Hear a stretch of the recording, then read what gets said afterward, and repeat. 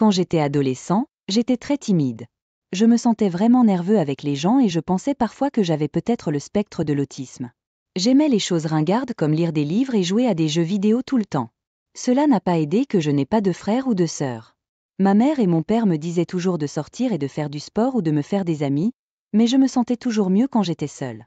Nous vivons à la périphérie d'une grande ville et notre ville était encore en pleine croissance à l'époque, donc beaucoup de maisons ont été construites selon les spécifications, pas comme les banlieues ou les maisons ont l'air identiques. Notre voisin le plus proche était à environ 200 mètres de notre maison. Nous vivons dans une grande maison de 5 chambres avec une immense cour. Ma mère et mon père étaient professeurs titulaires dans la grande université de la ville. Ils quittaient la maison à 6 heures du matin et revenaient quand il faisait nuit dehors. Parce que nous vivons dans une campagne avec un chemin de terre, j'ai dû marcher environ un demi-mile pour prendre le bus scolaire à 7h30 du matin. Un jour, après que le bus scolaire m'ait déposé et que je marchais vers ma maison, mon voisin s'est arrêté à côté de moi et m'a demandé si je voulais un tour. J'ai trouvé cela un peu étrange parce que ma maison était vraiment proche. J'ai quand même dit oui pour être gentil parce que j'ai reconnu sa voiture en la voyant chez mon voisin. Il ressemblait aussi à mon voisin et c'était la première fois que je le rencontrais. Il m'a dit bonjour pour la première fois et il semblait me connaître mieux que je ne le connaissais. Il a mentionné que mes parents parlaient beaucoup de moi. Ils lui ont dit que je passais la plupart de mon temps à la maison à jouer à des jeux vidéo. Il a dit qu'il était aussi un joueur quand il était plus jeune, mais maintenant il aime le plein air. C'est pourquoi il a déménagé ici. Il avait environ 35 ans à l'époque. Même s'il m'a proposé, je n'ai pas accepté l'invitation à venir chez lui pour un barbecue. J'aime être seule, passer du temps seul et jouer à des jeux vidéo avec mes amis virtuels en ligne. Au bout d'un moment, mon voisin a commencé à revenir du travail quand mon bus me déposait. Il me conduisait chez moi. Je suis restée silencieux pendant qu'il bavardait et discutait. J'étais comme un auditeur qui ne disait jamais grand-chose parce que j'étais vraiment timide. Il a beaucoup partagé avec moi. Il m'a parlé de sa femme, de son travail, de son fils, de ses amis, de son meilleur ami nommé Marcus, de l'endroit où il a grandi et de presque tout sur lui. Il a dit qu'il rêvait souvent de vivre dans une campagne tranquille où il y a moins de bruit. Il a également mentionné à quel point il aime son jardin, faire des barbecues et boire des bières. J'avais l'habitude de croire que la principale raison pour laquelle il me conduisait était d'avoir quelqu'un à qui parler car il était vraiment extraverti. Puis, environ un an plus tard, quand j'avais environ 14 ans, mon père m'a acheté un télescope de vision nocturne comme cadeau de Noël. Il a coûté environ 5 000 $. Nous l'avons eu parce que là où nous vivons, il n'y a pratiquement pas de lumière vive la nuit. On peut voir une grande partie du ciel rempli d'étoiles. Mes parents ont acheté le télescope pour que j'aie autre chose à regarder en dehors de mon ordinateur. Comme ma chambre était à l'étage, j'ai mis le télescope à ma fenêtre et j'ai regardé les étoiles. Je pouvais voir des planètes comme Vénus, Mars, Jupiter et Saturne en fonction de la direction dans laquelle je regardais ou de l'endroit où je plaçais le télescope autour de la maison. Mais au bout d'un moment, j'en ai eu un peu marre de regarder les étoiles alors j'ai pointé le télescope vers les maisons de mes voisins. La plupart des maisons ont un étage et avaient des clôtures en chaîne métallique pour que je puisse voir dans leur cour et parfois à travers leurs fenêtres. J'ai été curieux de connaître mon voisin, celui qui me conduisait de l'école. Le soir, surtout le week-end, il était dans sa cour à griller de la nourriture et son fils de 3 ans jouait. Il recevait souvent la visite de son ami, Marcus. Il m'a parlé de Marcus avant de dire qu'ils travaillaient ensemble et aimaient passer du temps le week-end. Avec mon télescope de vision nocturne, même s'ils étaient assez éloignés, je pouvais ajuster le télescope pour voir de minuscules détails sur leur visage dans l'obscurité. Un dimanche soir, j'ai utilisé mon télescope et j'ai vu mon voisin traîner avec son ami Marcus. Marcus buvait et la femme de mon voisin était là aussi avec leur fils qui jouait dans la nuit calme.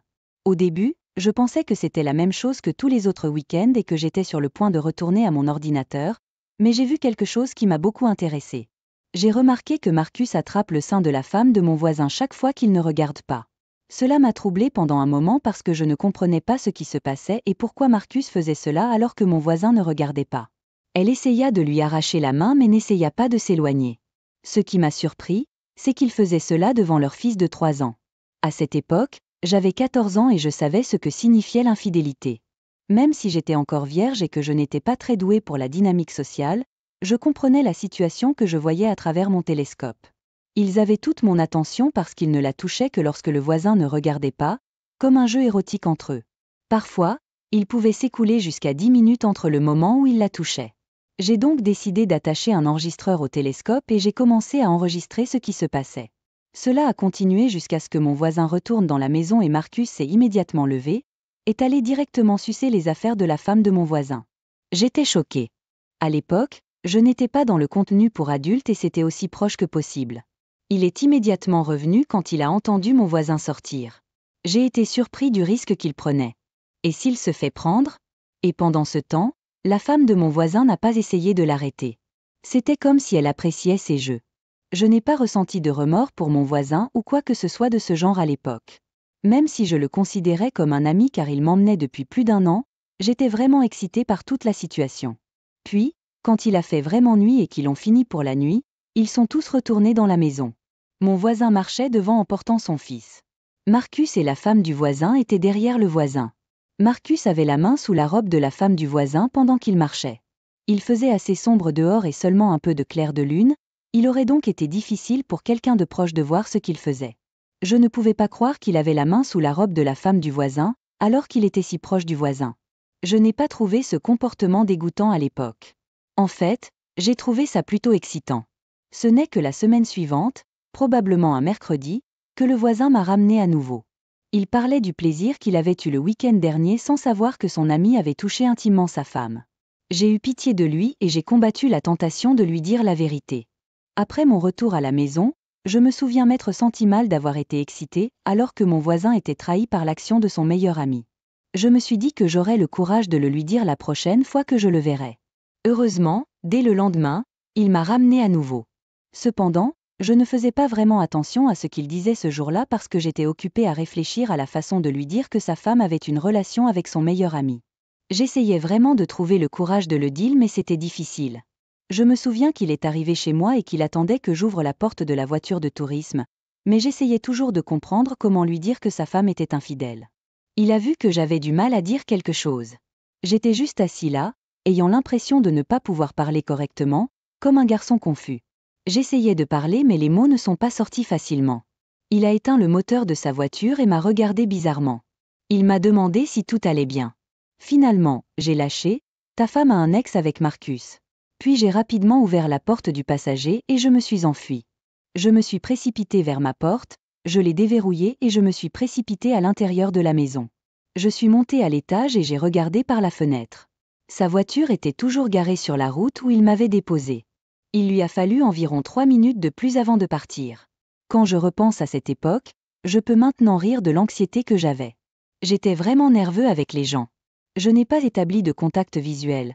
C'est probablement pourquoi les autres enfants m'ont trouvé maladroit et j'ai été beaucoup harcelée. J'ai même pensé que je pouvais être autiste, mais j'ai fini par apprendre que ce n'était pas le cas. Le lendemain, j'espérais vraiment ne pas voir le voisin lorsque le bus scolaire m'a déposé à mon lieu de dépose. Mais j'ai réalisé que j'avais des problèmes quand j'ai vu sa voiture m'attendre. C'était la première fois qu'il attendait comme ça. J'ai essayé de m'éloigner mais il m'a appelé. Je suis montée dans sa voiture et j'ai regardé le tableau de bord. Il a commencé à parler de ce que je lui avais dit la veille quand j'avais laissé échapper sa femme et Marcus. Il a dit qu'il y pensait depuis mon départ et qu'il avait le sentiment que quelque chose se passait peut-être entre sa femme et Marcus. Il se demandait comment je le savais.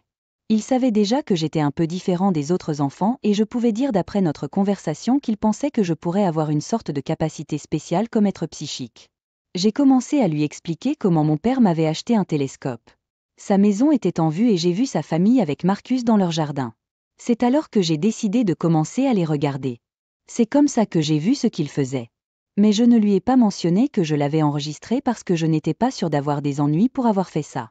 J'étais un enfant très timide, vous savez, très timide. Et cela n'a pas aidé que les choses que je lui ai dites l'aient vraiment mis en colère, bouleversé et animé. Je n'étais pas sûre qu'il soit en colère contre moi. Il est venu chez moi très rapidement en utilisant des gros mots et en disant qu'il voulait faire du mal à sa femme et à Marcus. Dès qu'il m'a déposé, il s'est précipité chez lui. J'avais déjà décidé de ne pas lui montrer l'enregistrement parce que je craignais qu'il ne devienne viol. Je ne l'ai pas revu pendant environ 2 semaines. Pendant ce temps, j'ai regardé dans mon télescope pour voir si je pouvais le repérer, mais je n'ai vu que sa femme et son fils. La 3e semaine, j'étais heureux de le voir mais il semblait différent. Il n'était pas aussi bavard. Il m'a fait savoir que lui et sa femme allaient divorcer. Je n'ai pas demandé plus de détails. La prochaine fois que j'ai entendu parler du divorce, c'était par mes parents. Ils étaient amis avec lui et discutaient du divorce du voisin. Heureusement, mon nom n'est pas apparu dans leur conversation. Je n'ai jamais revu le voisin et ils se sont éloignés de la maison. Maintenant, après 11 ans, je suis une personne plus extravertie et j'ai un bon nombre d'amis. De vrais amis. J'ai regardé la page Facebook du voisin et j'ai vu qu'il s'était remarié avec quelqu'un d'autre et avait fondé une nouvelle famille. J'avais l'habitude de penser à lui envoyer les enregistrements, mais je me suis toujours convaincue de ne pas le faire. Cela pourrait rappeler de vieux souvenirs douloureux et je ne suis pas sûre que cela soit utile et je ne suis même pas sûre que ce soit autorisé par la loi. Merci d'être arrivé à la fin de cette vidéo. Veuillez soutenir la chaîne en appuyant sur le pouce levé pour l'algorithme. Abonnez-vous si vous ne l'avez pas déjà fait et obtenons des réactions dans la section des commentaires. Ce jour-là, je me suis sentie anormalement déprimée dès le matin. C'est parce que je devais rencontrer Johnson, le directeur de l'entreprise de notre client, avec qui je trouve le plus difficile de traiter. Si je devais décrire Johnson en un mot, ce serait qu'il est incroyablement compétent dans son travail. Il est diplômé d'une université de premier ordre, donc il est vraiment vif. Ses instructions et ses questions lors des négociations commerciales sont toujours justes. De plus, il en sait plus sur le produit que moi, donc si je donne une vague explication, son expression devient de plus en plus sévère. Je continue, sachant cela, parce que je ne peux pas simplement m'arrêter, puis il dit « Arrêtez ». Il n'y a aucune émotion dans les mots de Johnson à ce moment-là. C'est comme s'il retenait sa colère, ce qui est encore plus effrayant. Quand il me dit d'arrêter, j'attends la prochaine déclaration de Johnson. Et il dit invariablement « Il y a probablement un écart d'âge de 20 ans entre Johnson et moi, mais nous sommes tous les deux des professionnels. Je pense qu'une conversation polie serait la norme, mais Johnson ne semble pas s'y intéresser. Au début, je ne pensais pas que Johnson me regardait de haut, même s'il était dédaigneux. Mais un jour, après avoir mis fin unilatéralement à une discussion d'affaires, quelque chose s'est produit qui a révélé ses vrais sentiments. Il a dit assez fort pour que je l'entende. C'est pourquoi je ne supporte pas d'être diplômé du collège. La première fois que Johnson a dit cela, j'ai pensé que j'avais mal entendu. Il ne pouvait pas dire quelque chose d'aussi terrible. Pour être honnête, je voulais y croire. J'ai essayé de réinterpréter ces mots dans ma tête. Mais il ne changerait pas. Et je ne pouvais pas vraiment lui demander de répéter, alors je suis retournée au bureau en me sentant frustrée. Et puis il y a eu le jour où je me suis sentie inhabituellement déprimée. La raison en était les devoirs que Johnson m'avait donnés. Le devoir consistait à expliquer de manière convaincante les avantages de faire affaire avec notre entreprise à la satisfaction de Johnson. Je l'ai pris comme son dernier avertissement. Un point de décision sur la poursuite de mes traitements. Et si notre relation prenait fin, cela signifiait la fin des affaires avec notre entreprise. Pour notre entreprise, le cabinet de Johnson est un client majeur. Les perdre à cause de moi causerait des dommages importants. Tout ce que j'avais à faire était de donner une explication convaincante. Mais ce n'était pas si simple. Je travaille comme agent commercial pour un fabricant de vêtements. Avec l'essor des ventes en ligne et par correspondance, certaines marques de vêtements s'éloignent des magasins physiques. Pourtant, les vitrines restent un canal de vente clé, elles ne peuvent donc pas toutes être fermées. D'autre part, la maîtrise des coûts est un enjeu majeur.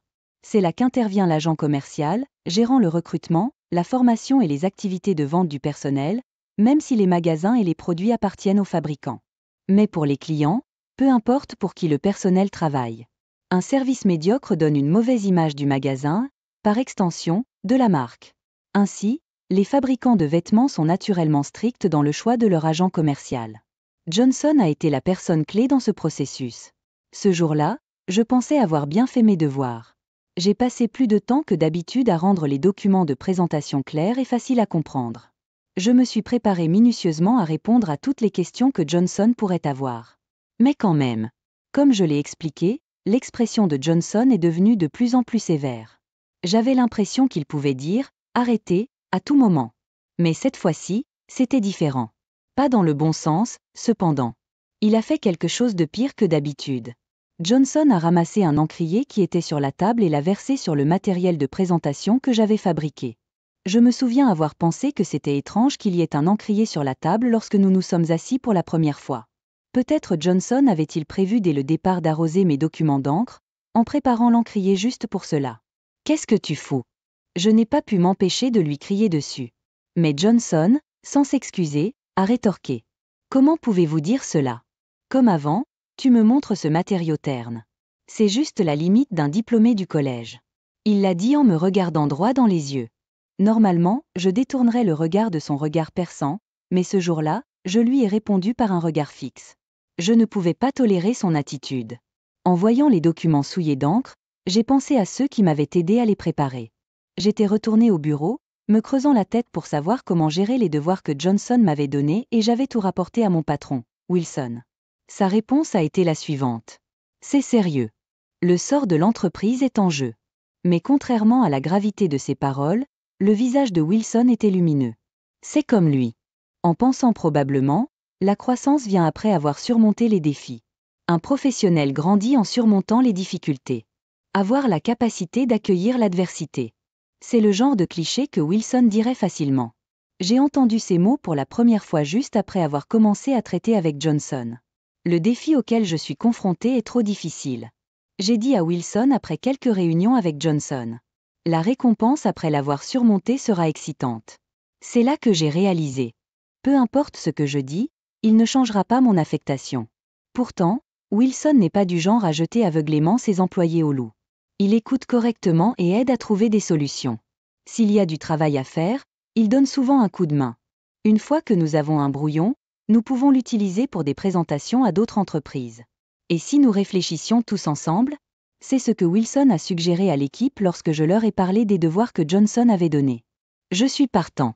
La première réponse a été de Michael. C'est un gars très sympathique, toujours serviable et quelqu'un que je respecte vraiment. Ce n'était pas seulement Johnson qui me méprisait pour mon éducation. Bien qu'à des degrés divers, j'ai été traité injustement plusieurs fois simplement parce que je suis diplômé du collège. Mais avoir Wilson et Michael dans les parages est une grande raison pour laquelle j'ai pu continuer malgré le fait d'être déprimé. D'autres collègues se sont joints à nous et la gestion de Johnson est devenue un travail d'équipe. Nous avons même donné un nom à notre équipe. C'était l'équipe Make Johnson Hitachi S-Word. Pendant une semaine avant notre rendez-vous avec Johnson, nous nous sommes rencontrés à plusieurs reprises et avons terminé les documents. Une fois les documents terminés, Michael a même joué le rôle de Johnson pour notre préparation aux questions-réponses. Et maintenant, les documents méticuleusement préparés gisaient tachés d'encre devant moi. Johnson, apparemment indifférent à mon regard, a ordonné « Revenez dans 30 minutes ». Je n'ai pas bougé. Vous n'avez pas entendu ? Revenez dans 30 minutes. Pourtant, je n'ai pas bougé. Je ne voulais pas. Johnson a commencé à avoir l'air perplexe, remarquant mon comportement inhabituel. Un lourd silence s'installa entre nous. Je ne prévoyais rien. Franchement, j'étais perdu. Que dois-je faire maintenant ? Juste à ce moment-là, la porte de la salle de conférence s'est ouverte. Johnson et moi nous retournâmes pour regarder. Une femme d'une 50aine d'années se tenait là. Son expression était un mélange de colère et de surprise. Pourquoi madame est-elle ici ? Murmura Johnson. Je ne savais pas ce qu'il voulait dire par madame, mais d'après son visage choqué, j'ai deviné qu'elle n'était pas là habituellement. Avait-elle couru jusqu'au bout ? Elle se tenait la poitrine avec sa main droite, prenant des respirations lentes et profondes. Puis, après une profonde inspiration, elle s'adressa à Johnson. Vous rendez-vous compte qui il est, le traitant comme ça ? Johnson avait l'air abasourdi, rejouant probablement ces mots dans son esprit. Johnson n'était pas la seule à essayer de donner un sens à sa déclaration. Je n'avais aucune idée de ce qu'elle voulait dire. Le mot qu'elle a dit m'a fait réfléchir, dans mon esprit.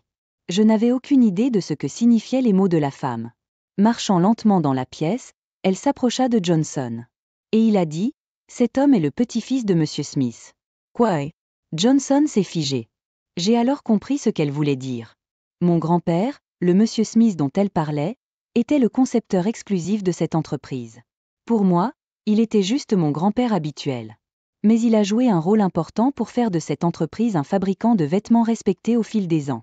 Inspiré par lui, j'ai fait mon apprentissage avec mon grand-père après le collège. Je voulais apprendre un métier près de mon grand-père le plus tôt possible. Un jour, environ 3 ans après avoir travaillé avec mon grand-père, il m'a appelé. Et il a dit, « Va et apprends à connaître le monde extérieur. » Il est important de comprendre combien de personnes sont impliquées dans l'acheminement d'un seul vêtement au client.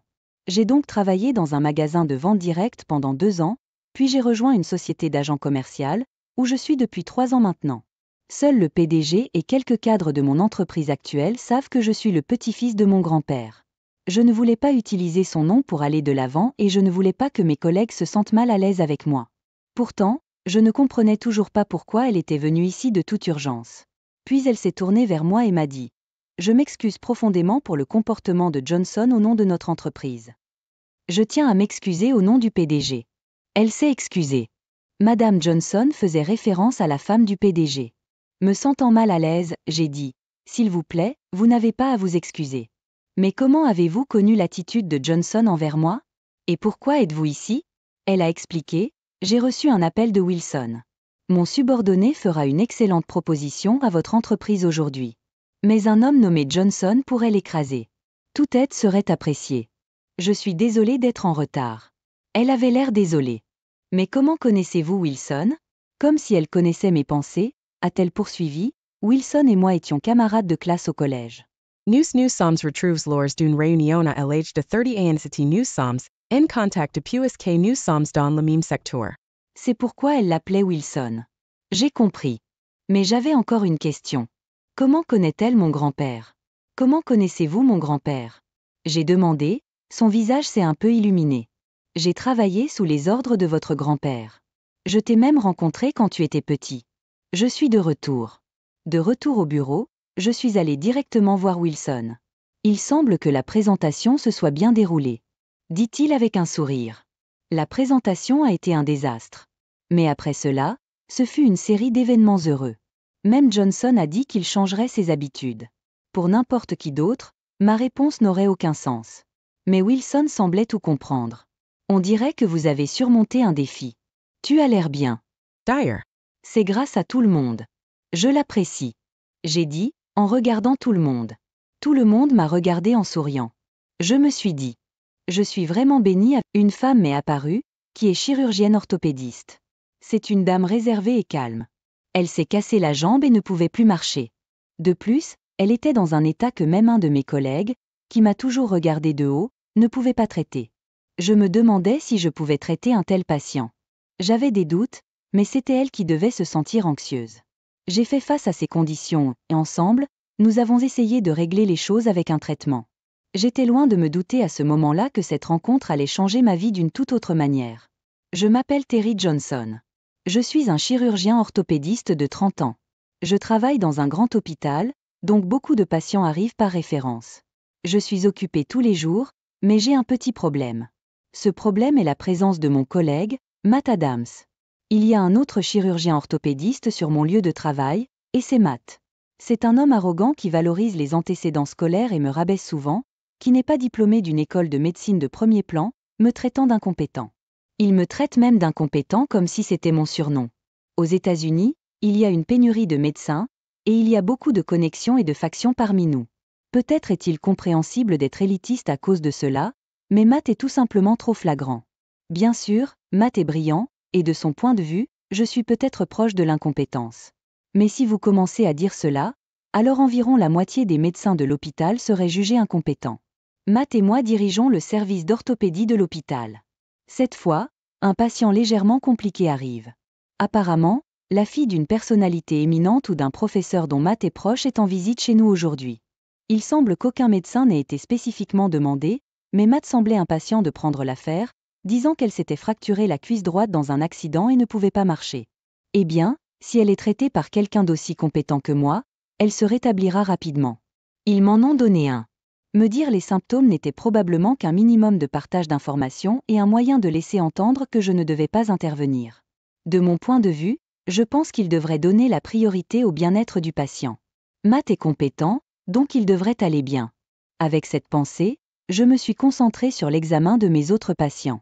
Cependant, il semble que le traitement de Matt ne se soit pas déroulé comme prévu.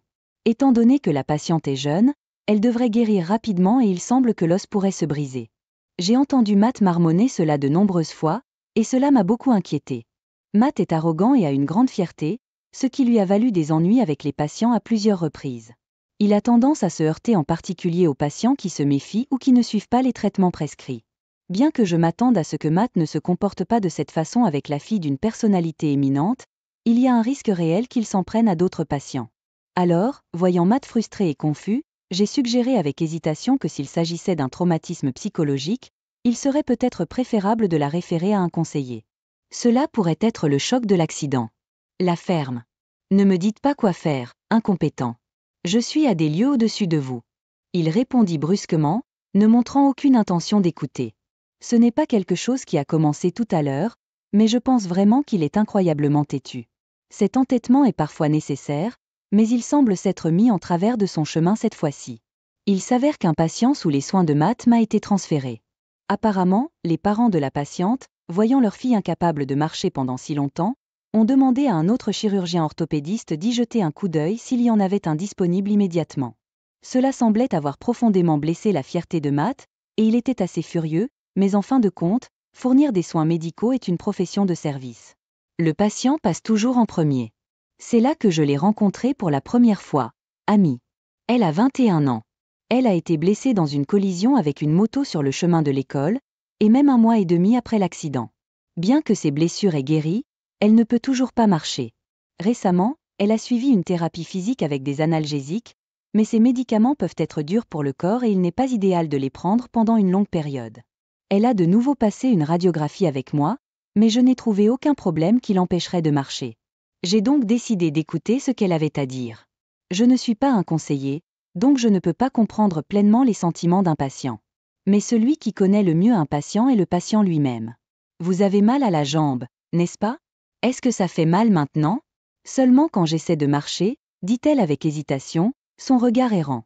Elle semble vraiment timide, et quand quelqu'un comme elle rencontre un médecin dominant comme Matt, il peut simplement accepter le traitement sans exprimer ses inquiétudes. Elle est probablement toujours d'accord sans exprimer sa propre opinion. Compte tenu de la nature de Matt, je soupçonne qu'après le diagnostic initial, il s'est appuyé sur les données plutôt que sur la voix de la patiente pour décider du traitement dont elle avait besoin. Ce n'est pas une mauvaise approche en soi. Parfois, les patients ont des idées fausses, et le vrai problème est ailleurs. J'ai mentionné plutôt que le patient sait mieux, mais nous, médecins, devons identifier toute idée fausse ou contradiction. Matt s'est appuyé sur des données pour son diagnostic, et cela n'a pas fonctionné. Je m'assurerai donc d'inclure la voix du patient dans mon processus de prise de décision. Lors de notre conversation précédente, elle a indiqué que sa jambe ne lui faisait pas mal à moins qu'elle ne mette du poids dessus, suggérant que la douleur pourrait être due au stress ou à la tension. J'ai décidé de l'accompagner en physiothérapie. Je voulais observer comment elle tente de se tenir debout ou de bouger, du point de vue d'un médecin. Bien sûr, des conseils détaillés seraient donnés par le spécialiste de l'ADP, et je n'interférerai pas avec cela. Timidement, avec un peu d'aide, Amy commença à se lever. Mais elle s'est assise immédiatement en disant « J'ai mal aux pieds ». J'ai marmonné. D'après la radiographie de son os de la cuisse, elle avait l'air en parfaite santé. Cela signifie que la cause pourrait être ailleurs que la cuisse, ou qu'il pourrait s'agir d'un problème musculaire ou neuronal. Mais même si c'est le cas, il y a du poids appliqué en position assise, donc il pourrait y avoir de la douleur en essayant de se lever. Dois-je vérifier méticuleusement toutes les causes possibles? Perdu dans ses pensées, mon regard tomba sur son pied. C'est là que j'ai remarqué quelque chose. Son gros orteil était plié vers l'intérieur. Amy, je dois te demander, es-tu né avec un oignon? Un oignon se produit lorsque le gros orteil se déforme et se plie vers l'intérieur. Il en existe 2 types, congénital et celui causé par le port de chaussures étroites. Amy avait le premier, le type congénital. Et là, j'ai réalisé notre grand malentendu. Elle a dit qu'elle avait mal aux pieds, mais nous avons pensé à tort qu'elle voulait dire sa cuisse. Pour nous, professionnels de la santé, nous savons qu'il y a une distinction entre le pied et la jambe.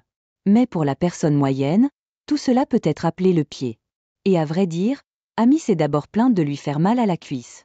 Après tout, il était cassé. Mais nous pensions que la seule fracture était à la cuisse, alors nous n'avons pas pris de radiographie du pied. L'inconvénient des rayons X est que vous ne pouvez pas capturer tout le corps en même temps. Vous devez être précis sur l'endroit où vous regardez. Nu soms don't concenter sur sa cuisse, sans prendre de radiographie du pied. Mais quand j'ai pris une radiographie de son pied, il y avait une fracture petite mais nette. Aussi petit soit-il, il n'avait pas été correctement réglé, et elle avait même commencé une rééducation, donc l'os n'était toujours pas guéri. Une chose que je tiens à préciser est que le diagnostic des fractures peut être très difficile. Les petits peuvent facilement être négligés. Au début, cela peut ressembler à une ecchymose, mais si la douleur persiste, une autre radiographie peut révéler une fracture. Cela arrive plus souvent que vous ne le pensez. Dans le cas d'Amy, la blessure à sa cuisse était si grave que la petite fissure dans son pied est passée inaperçue. Il y a aussi une fracture mineure au pied, et je soupçonne que la douleur peut également provenir d'oignons, donc une fois la fracture guérie, nous devrions également corriger l'oignon. Compris. Elle hoche la tête. Après cela, elle a commencé son traitement du pied et le traitement de la fracture a été terminé avec succès. Bien que la chirurgie soit une option pour les oignons, Ils peuvent s'améliorer considérablement avec le bon type de soutien et un changement de chaussures. Il y a donc eu un processus pour lui équiper une attelle de soutien. Mais pour une raison quelconque, il semblait qu'Amy avait du mal à exprimer ses opinions, ne faisant confiance qu'à moi. Habituellement, l'ajustement de ces appareils est fait par les infirmières, mais comme elle semblait plus à l'aise pour m'exprimer ses besoins, j'ai pris les choses en main.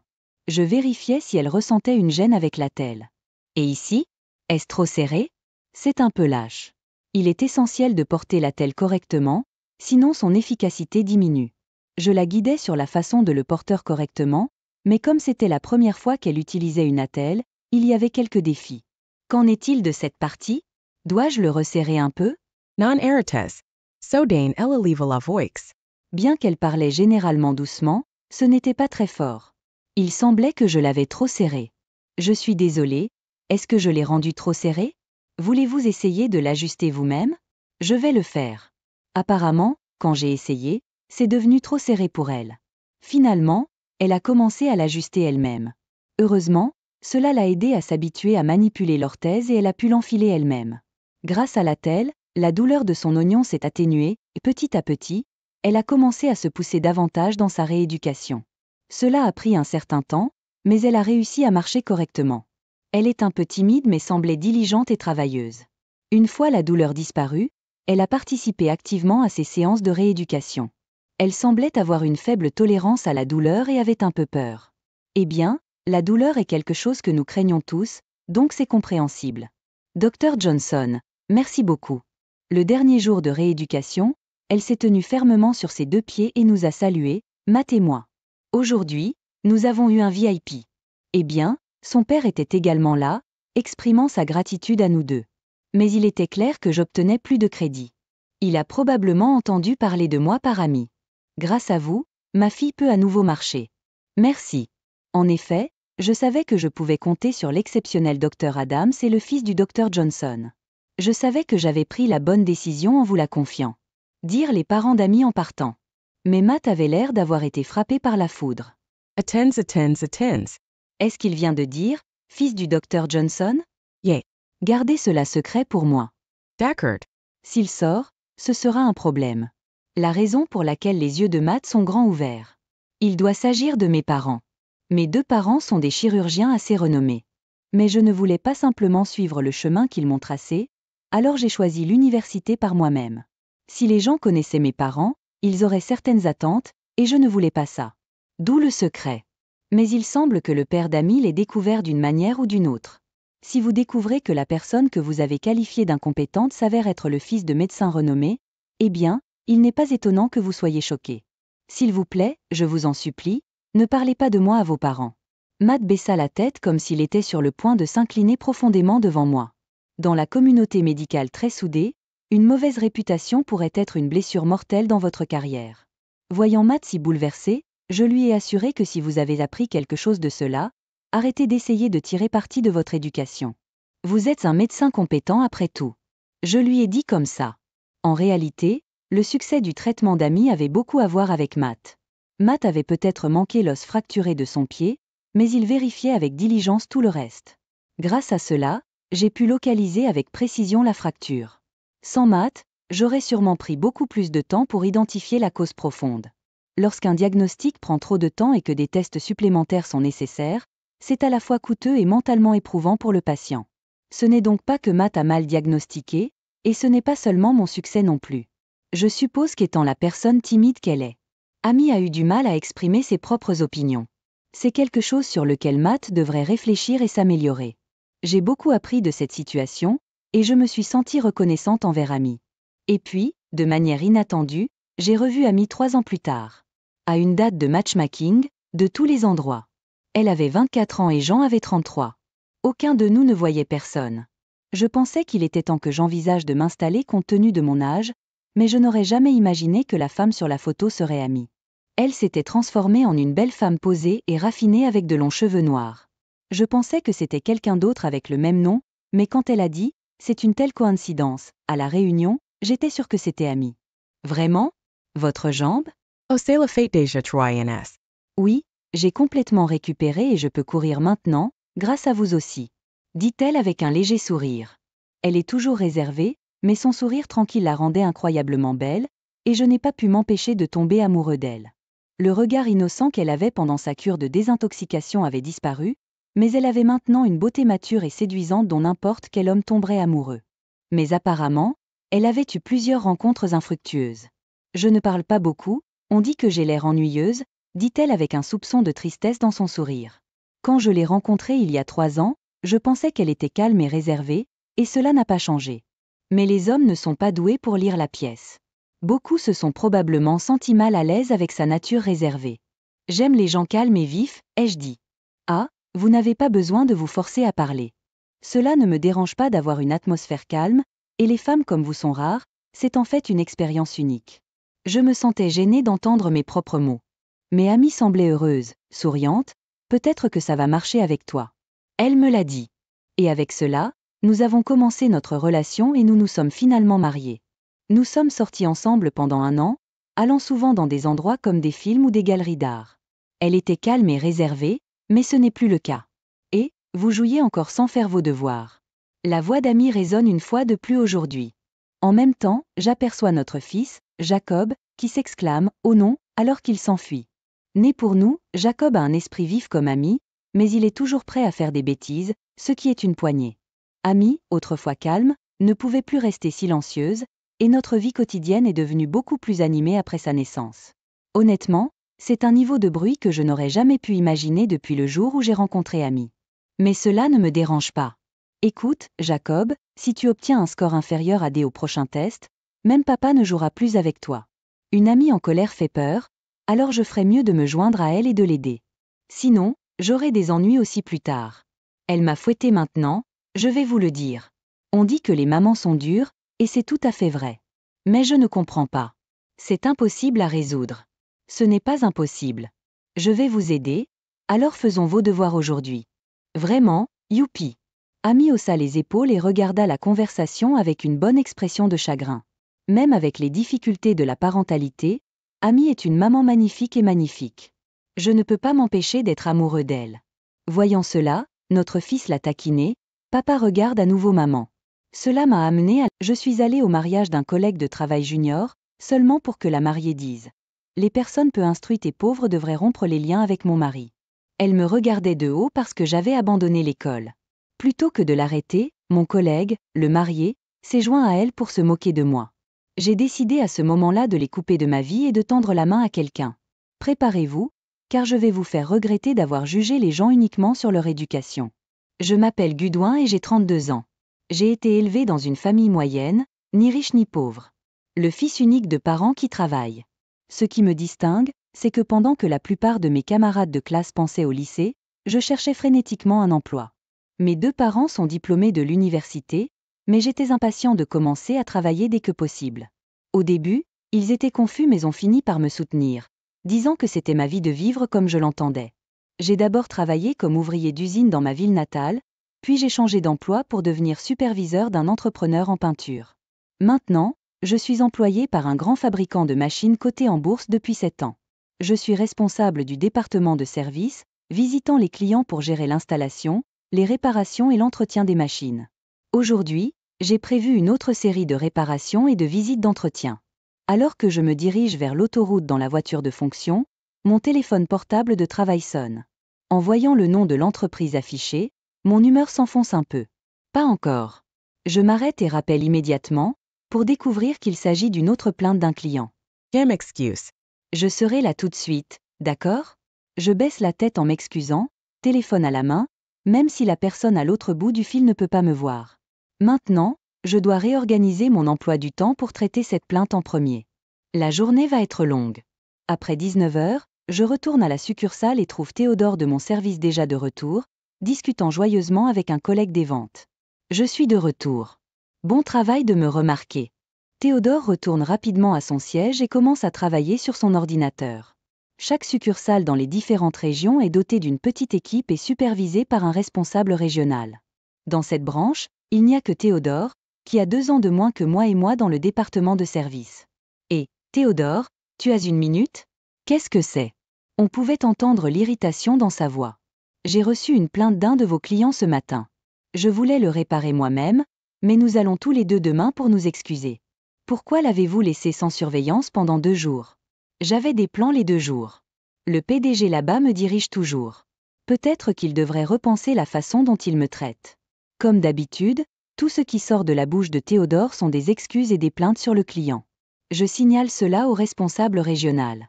J'ai dû intervenir et résoudre le problème d'un client, bien sûr. Je dois le signaler. Pourtant, Théodore, sans aucun remords, renifle et dit. Alors tu m'en veux encore une fois, juste parce que tu es jaloux de mon éducation. Vous avez exagéré les choses dans vos rapports. Il pense que moi, un décrocheur de l'université, je suis jaloux de lui?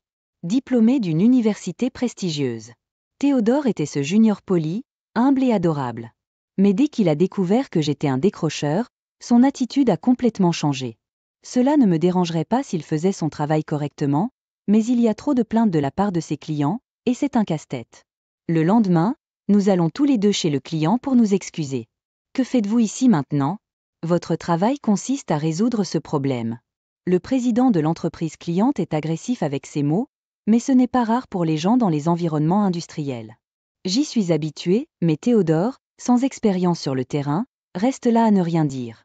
Après avoir calmé le client en colère et discuté des améliorations futures, Théodore marmonne finalement un doux « Je suis désolé ». Je pensais qu'il se sentirait déprimé sur le dos droit, mais j'avais tort. Pourquoi les travailleurs de terrain sont-ils si peu civilisés? Au lieu de montrer des remords, Théodore a recommencé à dénigrer le client. Ce PDG annonce à peu près son manque d'éducation avec sa façon de parler. C'était embarrassant à voir. Qui a mis le client en colère? Peut-être devriez-vous réfléchir à votre travail. Mes paroles tombent dans l'oreille d'un sourd. Vous êtes juste déconnecté parce que vous avez travaillé dans ces environnements. Même ainsi, si vous voulez être dans ce métier, vous devez vous y habituer. Théodore se moque de lui. De quoi tu parles? Je n'ai pris ce travail que pour acquérir des connaissances en mécanique. Je n'ai pas l'intention de rester. En règle générale, des gens comme Théodore passent 2 ans dans le service, puis passent à la vente, mais il est ici depuis 3 ans. Personne ne va déplacer un gars avec autant de plaintes vers un poste de vente. Il croit sincèrement que les mauvais rapports sont tous dus à ma jalousie. Si c'est le cas, raison de plus pour devenir bon dans votre travail de service. Faites preuve de sincérité envers le client. Sincérité? Quand son attitude est si mauvaise? Il n'y a pas de sincérité à parler. Peut-être que cela ne me dérangerait pas s'il était au même niveau que moi, professionnellement parlant. Je ne pouvais pas me résoudre à dire un mot de plus à Théodore. Un jour, j'étais en voyage d'affaires pour installer des machines. Le test ne s'est pas déroulé comme prévu en raison de quelques problèmes, j'ai donc dû passer la nuit pour le réparer le lendemain. Nous avions un personnel limité à la succursale, donc lorsque des tâches importantes comme celle-ci se présentaient, d'autres succursales locales nous aidaient. Alors que je cherchais un endroit pour manger près de l'hôtel, quelqu'un m'a interpellé. « Et, qu'est-ce que tu fais ?» Se retournant, Théodore se tenait debout, bras dessus bras dessous avec une femme. Oh, ha Theodore bonsoir. J'ai salué la femme à côté de lui et lui ai offert une poignée de main, qu'elle a acceptée sans un mot. Voici ma petite Amy Selina. Elle vient d'ici. J'avais l'impression de l'avoir déjà vue quelque part, mais je ne m'y suis pas attardée. Théodore m'a invité à dîner et j'ai accepté. Après avoir commandé, Théodore commença à jubiler. En fait, nous venons de nous fiancer. Elle est diplômée de la même université que moi, et sa famille est assez riche localement. Définitivement sur la voie rapide du succès. Cela expliquait l'invitation à dîner. Il voulait montrer sa fiancée. Quant à Célina, elle m'a à peine reconnue, n'établissant pas de contact visuel et n'offrant que des hochements de tête occasionnels à Théodore. Le dîner s'est terminé avec Théodore dominant la conversation. Quand il était temps d'y aller, il s'est excusé pour aller aux toilettes. Resté seul avec Célina, elle brisa le silence. J'ai beaucoup entendu parler de vous par Théodore. Ses yeux se fixèrent sur les miens alors qu'elle parlait avec une certaine froideur. Je pouvais dire que Théodore m'avait mal parlé. Vous pensez que votre rôle de manager est important, simplement parce que vous êtes dans l'entreprise depuis quelques années de plus? Pourriez-vous s'il vous plaît arrêter de bloquer la carrière de Théodore? Certes, le poste de manager est quelque chose que tout le monde peut atteindre grâce à des années de service et d'évaluation des performances, et notre patron direct est le directeur de secteur. Pour Théodore, je ne suis qu'un collègue senior, ce qui n'est pas incorrect. Décidant qu'il était futile de discuter, j'ai laissé tomber. Théodore revint bientôt et ne voulut pas établir de contact visuel, faisant comme si de rien n'était. En partant, je lui ai demandé du travail pour demain, et il a dit qu'il aiderait à cette succursale. Quelque chose n'allait pas, mais je n'ai rien dit parce qu'elle était là. Le lendemain, je suis allée dépanner un test comme prévu, mais Théodore ne s'est jamais présenté. Je me sentais mal à l'aise, alors j'ai discrètement consulté le responsable régional et lui ai demandé d'examiner l'application de voyage d'affaires de Théodore. Il s'avère que le jour où j'ai rencontré Théodore et sa petite amie, ils étaient censés être en voyage d'affaires qui impliquait une nuit. C'était clairement une fausse affirmation. Le directeur régional a demandé à s'occuper du reste, alors je leur ai laissé faire. Quelque temps plus tard, la date du mariage de Théodore et de sa petite amie a été fixée. Je n'ai pas été invitée et je me suis sentie soulagée, mais une semaine avant la cérémonie, le responsable régional m'a demandé d'assister à leur place. Ils étaient censés faire le discours principal mais n'ont pas pu venir, alors ils m'ont demandé de le faire. J'ai d'abord refusé, mais j'ai accepté quand ils ont dit qu'ils se présenteraient plus tard. Le jour du mariage, je suis arrivée tôt et j'ai croisé Théodore et sa petite amie sur le chemin de la salle d'attente. Ils avaient l'air surpris de me voir. Vous savez, mes amis d'élite et moi avons tous des diplômes d'université prestigieuses et travaillons dans des entreprises de premier plan. Je ne pensais pas que toi, un décrocheur, t'intégrerais, alors nous ne t'avons pas invité. Theodore S. Mokwa. On m'a demandé de parler au nom du directeur régional qui sera en retard. Une fois qu'il arrive, je pars, ai-je répondu. La couleur s'écoula de leur visage. Essayez-vous de m'embarrasser en demandant à un décrocheur de faire un discours ? Si le responsable de secteur ne peut pas venir, il n'y a pas besoin de discours. Partez maintenant, ordonna Théodore. Coupez les ponts avec mon mari. Pauvre inculte. Sa petite amie est intervenue. Ils sont partis avec arrogance et sont entrés dans la salle d'attente, me laissant stupéfait. Une nouvelle émotion a jailli et tout mon corps a commencé à trembler. S'ils veulent rompre les liens, qu'il en soit ainsi. Je suis restée sous le radar et j'ai attendu mon tour pour parler. Enfin, ce fut mon tour. J'ai pris une profonde inspiration et je me suis approchée du micro. Bien que Théodore et sa petite amie me regardent, me pressant de partir, je commençai mon discours sans phase. Félicitations pour votre mariage. Si vous pensiez que je m'en tiendrais aux plaisanteries habituelles, vous vous trompez. Théodore n'est pas vraiment louable dans son travail, mais c'est une occasion de célébration, donc je ne dois utiliser que les plus grands éloges. Diplômé de haut niveau, Théodore. Vous êtes exceptionnel dans l'accumulation des plaintes des clients au travail. Votre comportement impénitent et arrogant, blâmant toujours nos clients, met vraiment en valeur votre peau dure. Je suis toujours impressionné. Arrêtez ça maintenant. Elle se lève à côté d'un Théodore énervé et crie, envahi par la rage. Vous étiez censé couper les ponts avec Théodore. Arrêtez de l'intimider. La salle commence à bourdonner, mais je continue mon discours sans phase. Notre diplôme de l'Ivy League, Theodore, est un véritable escroc. Il a menti sur les voyages d'affaires pour passer du temps avec elle, et a réclamé des dépenses pour cela ? C'est assez audacieux et clairement un détournement de fonds. Et, coupez-le. Vous inventez ça. Théodore crie le visage rouge et commence à venir vers moi. Elle se lève aussi et crie. Quelles sont vos preuves de tout cela ? Êtes-vous faux ? La salle sombre dans le chaos, ce qui incite le maître de cérémonie à me demander nerveusement d'arrêter. Je me suis dit, peut-être que c'est tout ce que ça va. À ce moment-là, la porte s'ouvre avec fracas. Ceux qui entrèrent dans la pièce désormais silencieuse étaient le directeur régional et le président de l'entreprise cliente. Elle pâlit quand elle voit le président se diriger directement vers la table des mariés. Donc, ton mensonge sur le fait que tu voulais quitter ton travail pour m'épouser était un mensonge ? Il s'avère qu'elle travaillait comme hôtesse au club. Je l'ai reconnue parce qu'on m'a dit une fois au club qu'elle était celle que j'étais censée épouser. J'avais contacté le directeur régional pour amener la présidente après avoir réalisé sa véritable identité dans son apparence déguisée. Je t'ai prêté de l'argent pour quitter ton emploi et rembourser ta dette. Puis vous avez disparu et prévu d'épouser quelqu'un d'autre ? Elle n'a pas trouvé d'excuse face au président calme. Même Théodore ne savait pas qu'elle travaillait dans le club des hôtesses. Il revient vers elle et la confronte. Que se passe-t-il ? Elle rétorque. Vous agissez comme une élite, mais vous n'êtes pas un bon criminel. Encore pire qu'un décrocheur. Ce décrocheur est juste jaloux de moi. Ce ne sont que des mensonges. Le directeur régional se tient tranquillement devant Théodore qui crie. Nous avons des preuves de vos actions et nous les signalerons à l'administration centrale. Vous serez suspendu jusqu'à ce qu'une décision soit prise. Réalisant la gravité de la situation, Théodore se tient là, le visage cendré. Le président lui dit, « Nous parlerons par l'intermédiaire d'avocats à partir de maintenant. » La femme autrefois provocante fond en larmes.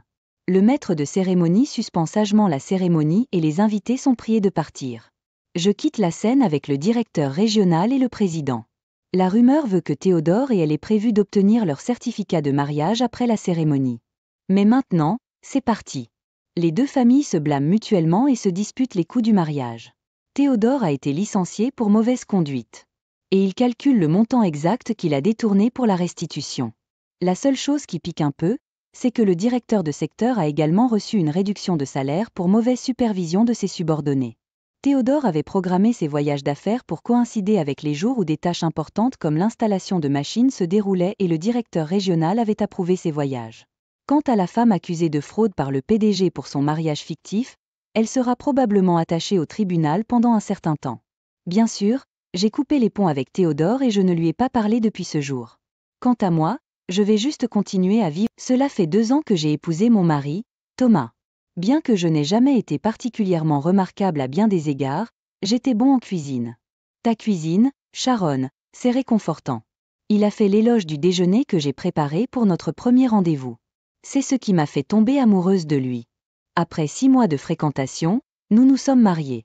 Après avoir quitté mon emploi pour devenir femme au foyer à plein temps, nous avons commencé à vivre avec ma belle-mère. Mon beau-père était décédé environ 1 an auparavant, donc nous étions tous les 3. Alors que nous étions jeunes mariés et que j'aurais aimé vivre seule avec Thomas pendant un certain temps, quand il a dit « Maman se sentait vulnérable depuis le décès de papa », je ne pouvais pas dire non à emménager avec elle. Peu de temps après le début de notre vie conjugale, j'ai remarqué que ma belle-mère ne semblait pas m'aimer. J'avais eu affaire à des gens au travail qui pinaillaient et intimidaient les autres, mais elle était bien pire.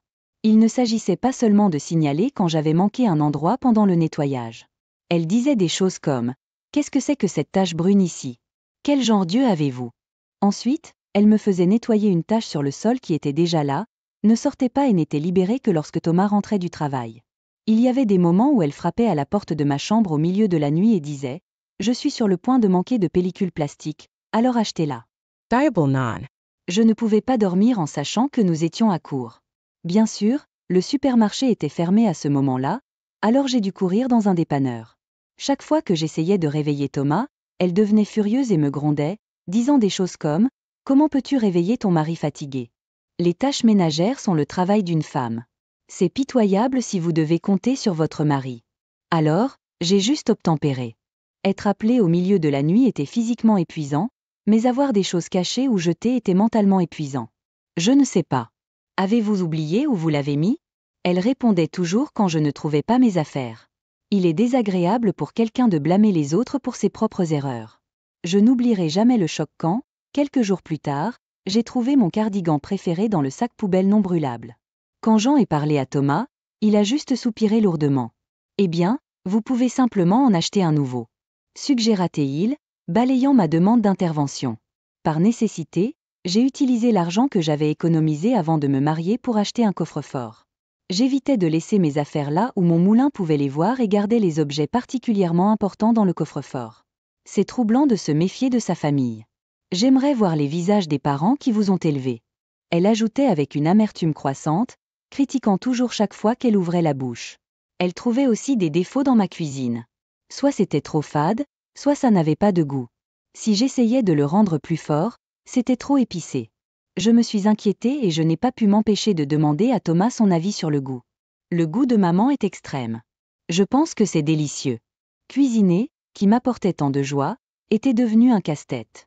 Ce genre de vie a continué pendant environ 1 an, quand j'ai eu une révélation. Je ne devrais pas être coincée à la maison tout le temps.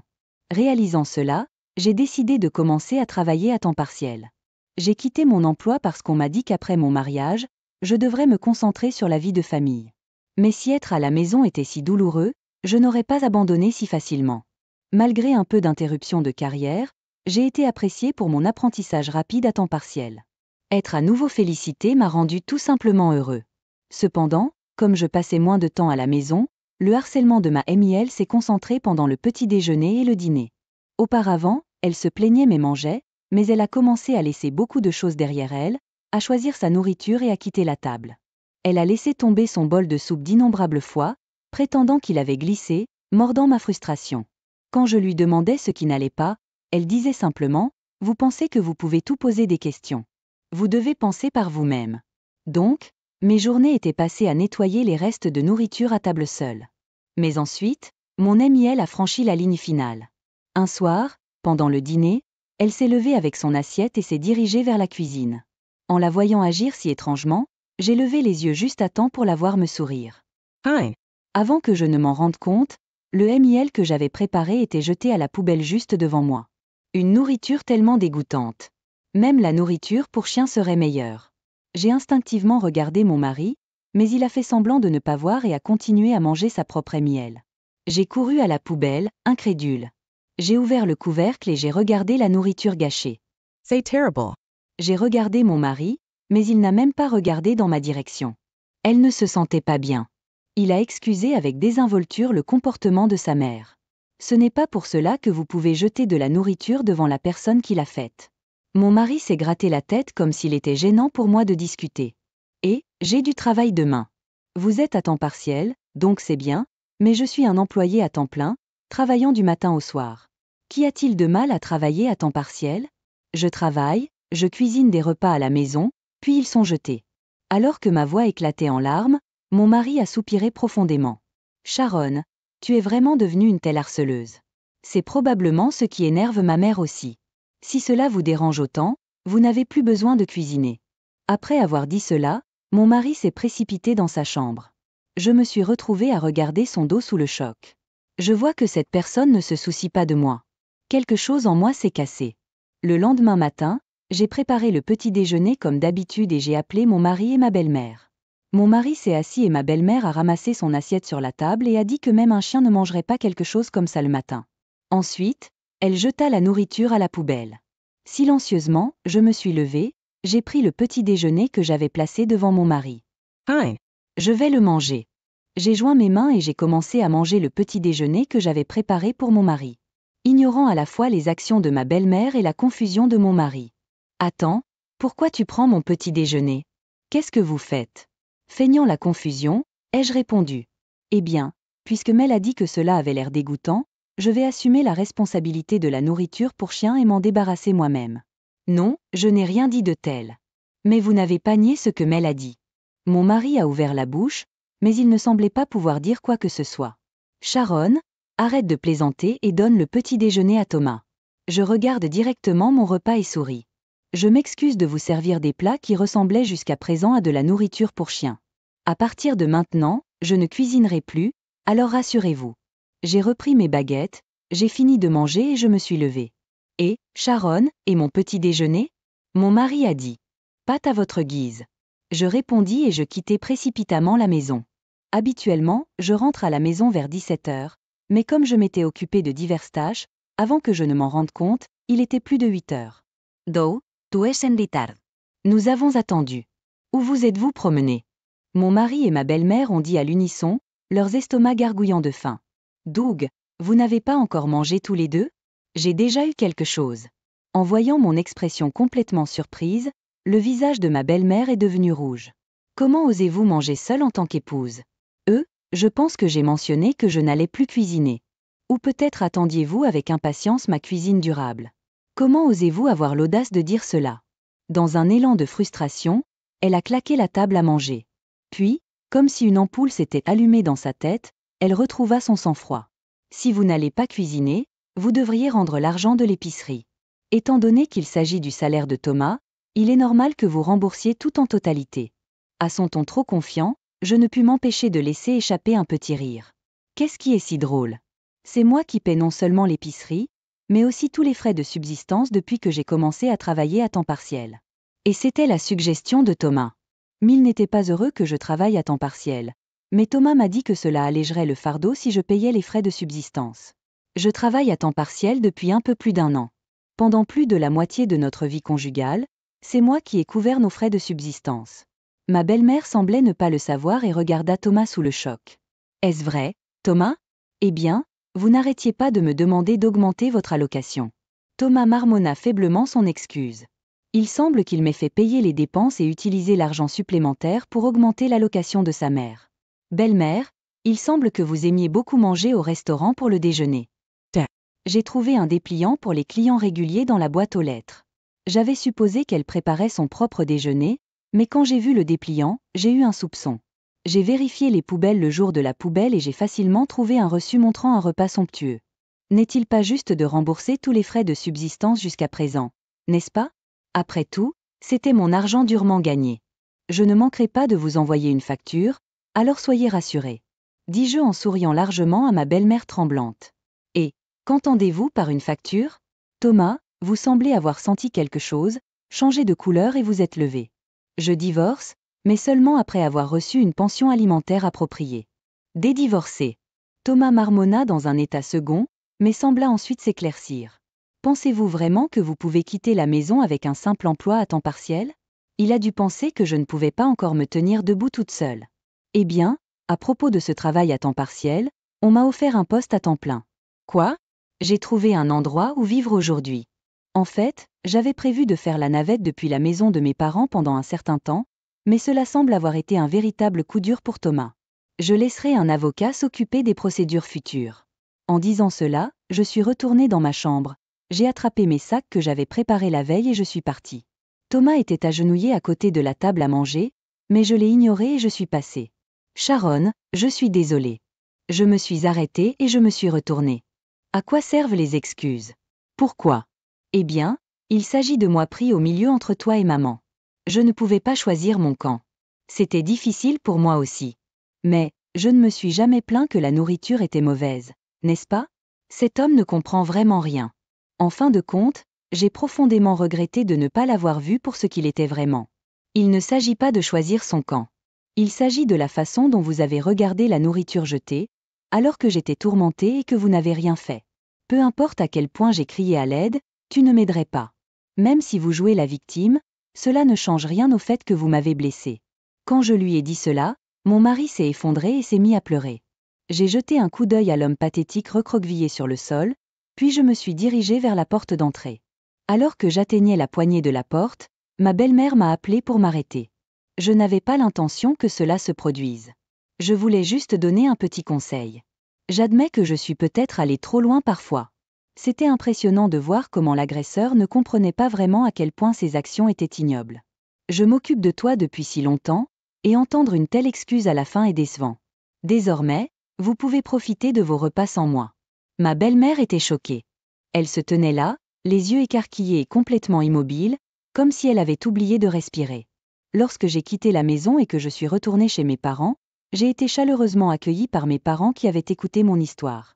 D'après ce que mon avocat m'a dit, ma belle-mère était célèbre dans le quartier pour son incapacité à faire le ménage. Peut-être parce que mon beau-père était chargé des tâches ménagères. Après sa mort, mon ex-mari et Mille n'ont vécu que dans des dépanneurs et des repas au restaurant. Des rumeurs se répandirent bientôt sur le départ de T. Le réseau de quartier est quelque chose à craindre, et même l'entreprise de mon ex-mari l'a découvert, ce qui lui a causé beaucoup d'embarras. Il n'avait pas économisé d'argent, et lui et sa mère avaient gaspillé ce qu'il avait. J'ai entendu dire qu'il paniquait à propos de la pension alimentaire qu'il me devait. Maintenant que la rumeur de l'intimidation de la belle-mère s'était répandue, il n'y avait pas de preneur pour une nouvelle femme de ménage et il n'avait pas d'argent pour entretenir leur repas somptueux. Mon ex-mari, désespéré de récupérer la poule aux œufs d'or et la femme de ménage, n'arrêtait pas de m'envoyer des courriels pour me supplier de me réconcilier. J'ai également reçu des courriels d'excuses de ma belle-mère qui ressemblaient plus à des excuses. Ils étaient répétitifs et inintéressants, alors j'ai arrêté de les lire.